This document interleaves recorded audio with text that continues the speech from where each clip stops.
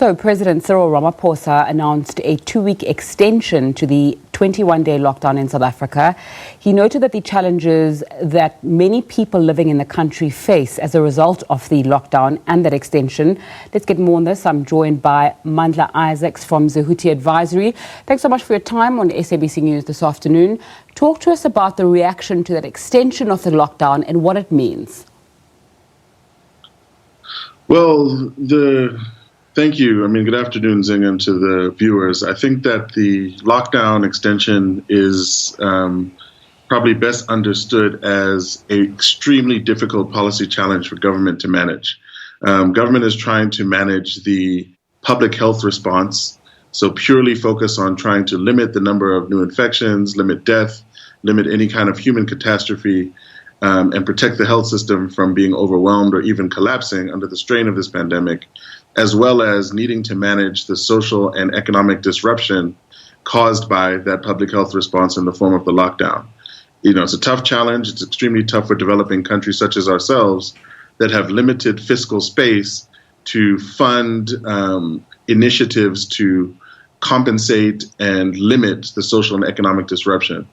So we've seen countries in the rich world, in the developed world, with responses, economic packages to the tune of as much as 10% of GDP in the form of the United States, as you talked about, $2.3 trillion. In our terms, if we were to do something similar, 10% of GDP would be something to the order of 400 billion rand, whereas the initiatives that you've seen so far from government have been kind of in the single billions, with the perception of the UIF Reserve Fund, 40 billion rand in funds being made available, which would be something like 1% of GDP. So it just shows you the scale of the response required to manage the social and economic disruption caused by the lockdown. Mm-hmm.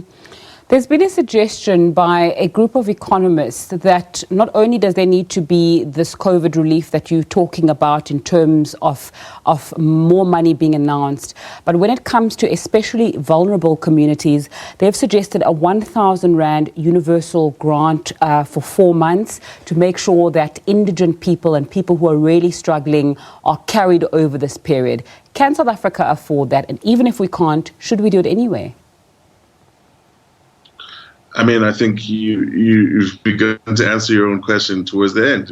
Whether or not we can afford it, we have to. If you think about the composition of our country, according to a study that the World Bank and StatSA did on poverty in South Africa a couple of years ago, 50% of South Africa South Africans could be considered poor or living in poverty. And a further 25% of our population was considered to be threatened by poverty. And that was, under normal circumstances, not even before we entered this pandemic. And of course, we know we're coming off the back of a decade or more of economic stagnation and difficulty.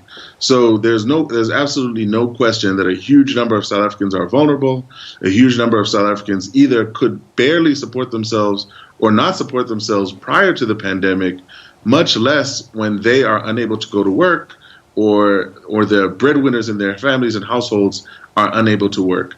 So there's absolutely no question that there needs to be massive social and economic support across a huge portion of our society if people are able to get through this lockdown.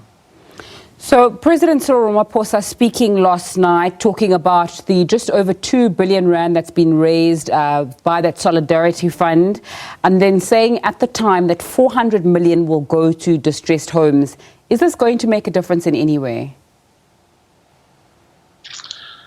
I'm skeptical. I'm skeptical of relying on, so this is not something that like a tsunami or a tornado or a fire in a particular area that, in my view, civil society can be relied upon. I'm looking to government for, as I said, a massive social and economic response. This is why, and when we have these conversations about fiscal space, about debt to GDP ratio, about fiscal policy and how government uses the resources that it raises, it is for moments like this. It is what do you do in the moment of a crisis when you now need government to kickstart the economy? When you talk about shutting down production and a collapse in demand, for first it was 3 weeks to 1 month. Now it's going to be close to 2 months.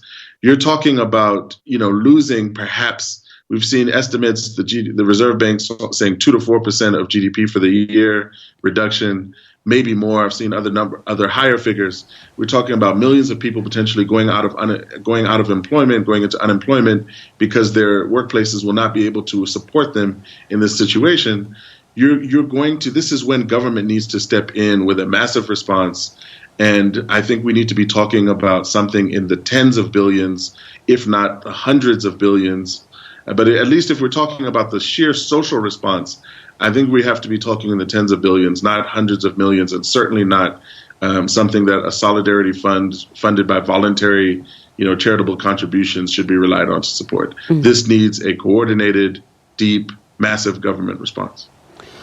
We were expecting to hear from the finance minister in a treasury briefing yesterday. That obviously got cancelled because the president was going to address the nation.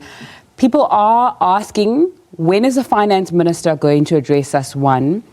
And two, where are we going to get those tens or hundreds of billions of rands? People are saying perhaps it is time to be looking at institutions like the IMF. What do you make of that? Well, these are very tough decisions that need to be made. I think that, first of all, I would be looking to see some much more serious social and economic analysis coming from government on the scale of the disruption, the scale of the immediate needs, and eventually we're going to need to talk about the economic response. I mean, right now we're really just talking about stabilizing. We're not really talking about proactive or long-term growth.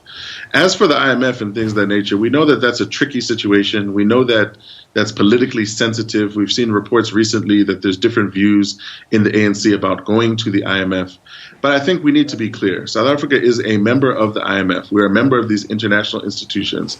We pay membership dues and we provide resources to these institutions. And like other developing countries, these institutions exist for moments of economic and financial shock to support and stabilize countries. So it is reasonable that the finance minister would look to the IMF and some of the support mechanisms that they have outlined as one of the solutions to help us get through in this moment. Mandla Isaacs from Zahuti Advisory, thanks so much for your time and analysis on SABC News this afternoon.